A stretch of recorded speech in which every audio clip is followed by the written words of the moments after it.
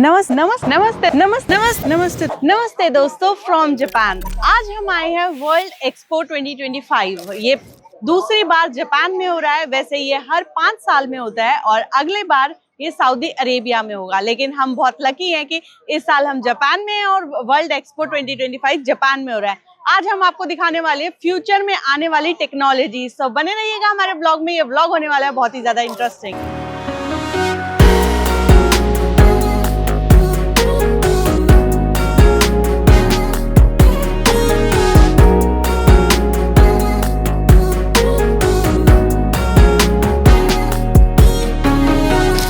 Expo में enter होते ही सबसे पहले जो काम होता है वो है टिकट का। बिना टिकट लिए तो एंट्री मिलेगी नहीं एंड टिकट काउंटर पे ज्यादा रश भी नहीं था, तो हमने फटाफट से 2 टिकट ले ली। जब तक हम एक्सपो 2025 में एंट्री लेते हैं तब तक मैं आपको थोड़ा बता देती हूँ कि ये एक्सपो होता क्या है।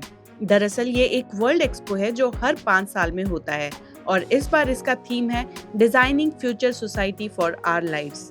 यहाँ अलग अलग कंट्रीज अपनी टेक्नोलॉजी, फैशन, कल्चर और जो उनके देश की खासियत है वो शोकेस करती है। कुछ पवेलियन प्री बुकिंग के थ्रू मिलते हैं और कुछ आप फ्री में एक्सप्लोर कर सकते हो।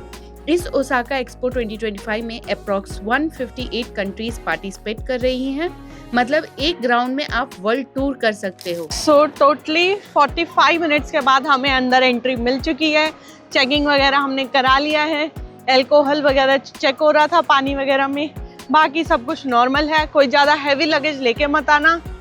बाकी तो ये लॉन्ग टर्म तो है नहीं, ये फिनिश ही हो जाएगा। हाँ, अगर आप 1-2 महीने में आने का प्लान कर रहे हो और हमारा ब्लॉग देख रहे हो तो पानी की बोतल में अल्कोहल मिला के मत लाना। अगर आप सोच रहे हो तो, बिकॉज उसके लिए अलग से स्कैनर लगा रखा है। एंड बड़ा लगेज मत लेके आना, स्टिक्स मत लेके आना। लेके आ सकते हो बट उनको बोलो कि भाई ये तो सिर्फ एक्सटेंशन है, स्टैंड नहीं है बेसिकली।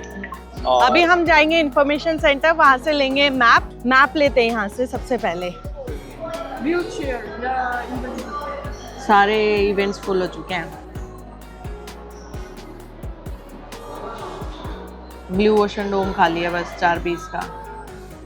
बहुत ही निराशा के साथ हमें बाहर निकलना पड़ रहा है क्योंकि एक भी पवेलियन खाली नहीं है, सारे ऑलरेडी फुल्ली बुक्ड हैं। तो इतनी देर लाइन में खड़े होने का कोई फ़ायदा नहीं हुआ क्योंकि एक भी पवेलियन में हमें बुकिंग नहीं मिली है। अब देखते हैं, लाइन में लगते हैं, जितना पॉसिबल हुआ जाएंगे, नहीं तो फिर अपना बाहर से ही देखेंगे एक्सपो को।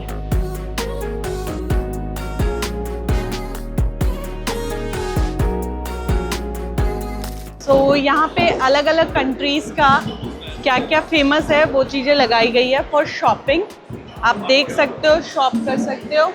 जैसे कि ये है भूटान, तो भूटान का कल्चर, भूटान के घर, मंदिर, ये सब यहाँ पर दिखाए गए हैं।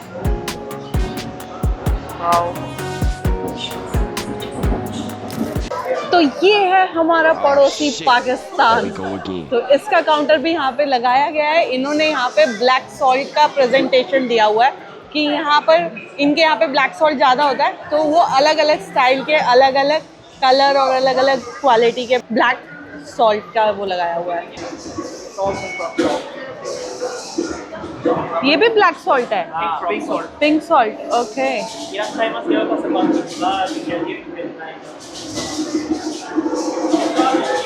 देखने में सुंदर तो लग रहा है।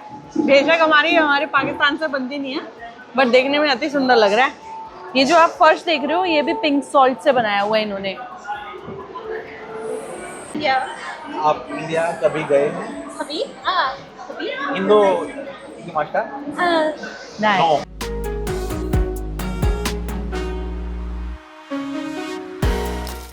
जापान हमेशा से ही अपनी यूनिकनेस के लिए मशहूर रहा है और एक्सपो 2025 ओसाका में इसका सबसे बड़ा एग्जांपल है ये ग्रैंड रिंग।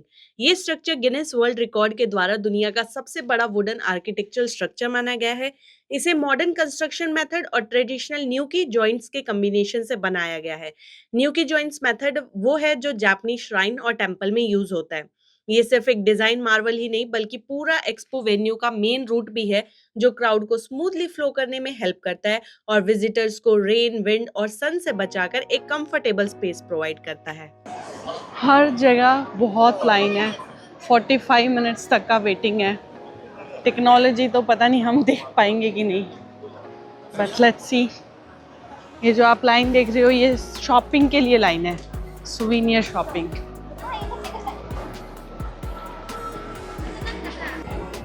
सो ये है इंडिया का पवेलियन। पूरे पवेलियन को लोटस की शेप दी गई है। नमस्ते भारत।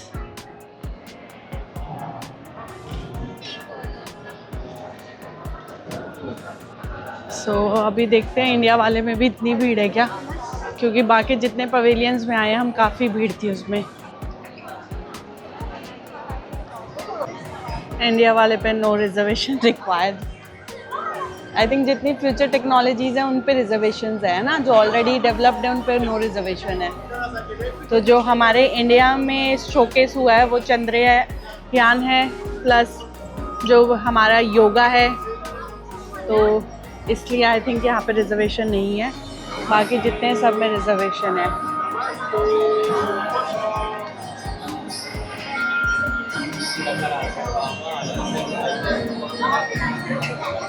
नमस्ते।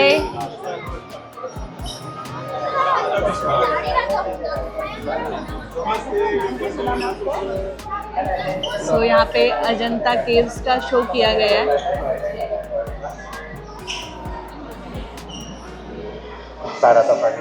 एक अलग ही प्राउड मोमेंट फील होता है वैसे तो।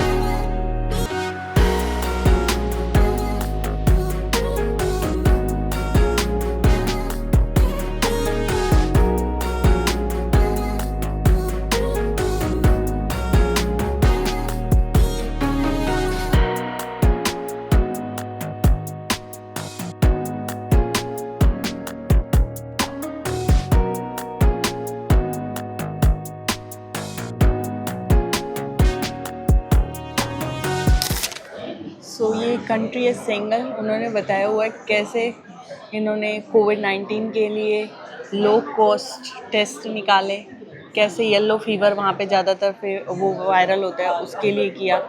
ये सारी इन्होंने अपने किडनी ट्रांसप्लांट और इन सब के बारे में बताया गया है।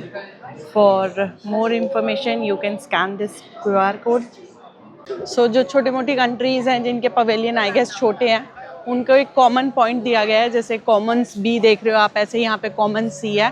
तो इन सब के हर तीनों सब थीम्स में एक एक पूरा इनको वो दिया गया है place, so that they can display उनका टेक्नोलॉजी, उनका कल्चर या फिर एनीथिंग जो उनका फेमस है।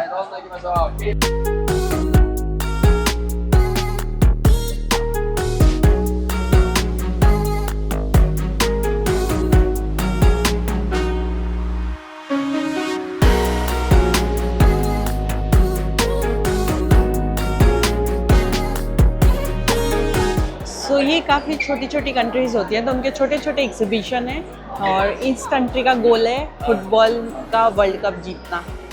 ऐसे इन्होंने अपने छोटे छोटे गोल बताए हुए हैं। और इन्होंने अपने यहाँ का फैशन एग्जिबिट किया हुआ है। फैशन में क्या क्या इनकी ज्वेलरीज रहती हैं वो सब दिखाया गया है इन्होंने।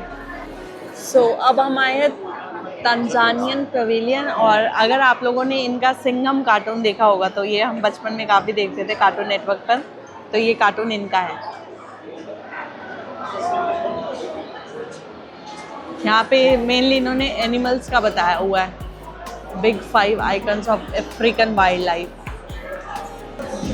हम आ गए हैं क्रिस गेल वाली कंट्री में। तो यहाँ पर ये देखो, ये सारे जमाइका से थे। ये रहा हमारा क्रिस गेल। जब तक मैंने क्रिकेट देखा ना, और जब तक ये था, मतलब बड़ा मस्त बंदा था, बड़ा मस्त, भागता ही नहीं था, चौके चौके मारता था या आउट होता था, बहुत बढ़िया था। और ये देखो फास्टेस्ट मैन अलाइव, तो ये उसेन बोल्ट है। इसके साथ तो शायद अब फोटो क्लिक होगी। ये जो कंट्री है ये बेसिकली रेगिस्तान टाइप है, तो इन्होंने अपनी कंट्री का रेत ही दिखाया हुआ है। ये देखो, ये इन्होंने अपनी कंट्री का रेट दिखाया होगा, इनकी कंट्री का रेट कैसा होता है।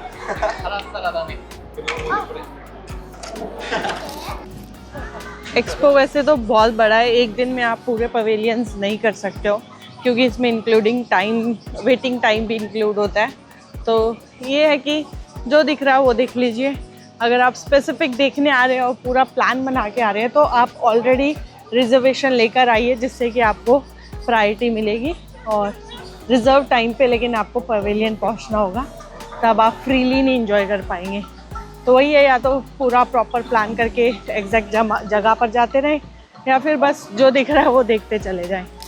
सो अब हम आ गए हैं न्यू पवेलियन में। यहाँ पर फ्यूचर फ्लाइंग टैक्सी दिखाई गई है। जनरली अपने इंडिया में भी इस पर काम हो रहा है और शायद ऊबर ने कोई सैंपल भी रिलीज़ किया था, I am not that much sure. But यहाँ पे ये देखो, इन्होंने स्काई राइड में, जिनके पास रिजर्वेशन है वो इसे बैठकर एक्सपीरियंस भी कर सकते हैं। सो ये टैक्सी ऐसे उड़ेगी, सामने दिख रही होंगी अगर आपको, जस्ट लाइक अ ड्रोन।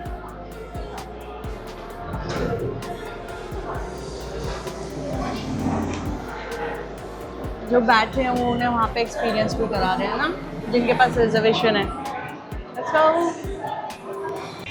भाई साहब, अमेरिका वाले में देखो कितनी लाइन है, वहाँ से गोल गोल गोल गोल घूम के लाइन वहाँ कहीं जा रही है। देखो काफ़ी क्राउड है। सो यहाँ पे हमें पता चला कि रिजर्वेशन नहीं है। विदाउट रिजर्वेशन भी कितनी भीड़ है। पहले हमें लगा था रिजर्वेशन है इसलिए, हाँ एक शो है उसके लिए वो इंग्लिश में और इतने लोग खड़े हैं। बट वो वाला इंग्लिश, हाँ इंग्लिश में लग जाते हैं, जापानीज में तो काफी भीड़ है। कैसे खड़ी होगी? 2 बजे हैं, 3 बजे शो है। ओके, तो कुछ और आगे देखते हैं, पीछे से देख लेंगे शो को, कुछ और देखते हैं, चलो। सो अभी हम आए हैं रोबोटिक एंड मोबिलिटी स्टेशन पर। ये अम्ब्रेला के लिए रखे हैं कि अंदर ले जाना अलाउ नहीं होगा। अंदर ये सब चीज़ें ड्रोन, मोबिलिटी, इंफॉर्मेशन और डिलीवरी रिलेटेड फ्यूचर में क्या क्या होने वाला है या क्या क्या अभी एट प्रेजेंट चल रहा है उसके बारे में बताया गया है। अब जैसे ये है वाकू movie. This technology controls the tilt angle of the vehicle body based on information कि व्हीकल का स्पीड कितना है, स्टीयरिंग व्हील एंगल कितना है, और उसमें स्टेबिलिटी लाने के लिए ये जो टिल्टेबल होता है उसको कंट्रोल कर पाती है। सो ये है AI बेस्ड सूटकेस, जो स्पेशली डिसेबल्ड लोग होते हैं वो इसे यूज़ कर सकते हैं। ये उन्हें गाइड करेगा, पूरा उन्हें बताएगा किससे चलना है, कहाँ चलना है। और नाइस। ओसाका में इतना घूम घूम के, एक्सपो में घूम घूम के अब हमें लग गई भूख। हम आए हैं, ऑल प्लांट बेस्ड किचन है, ये सब कुछ यहाँ पे प्लांट मेड है। तो हमने ट्राई किया है ये वाला मीट कटलेट करी। इस पे मीट लिखा है but it's all about plant based, क्योंकि वो देखो आप वहाँ पे भी देख सकते हैं प्लांट मेड है। टमाटर देख, तो ये ऑल वीगन रेस्टोरेंट टाइप है, तो हमने सोचा यहीं ले लेते हैं, क्योंकि इतनी भीड़ में किसे क्या समझाएंगे कि हमें मीट नहीं चाहिए, मीट नहीं चाहिए।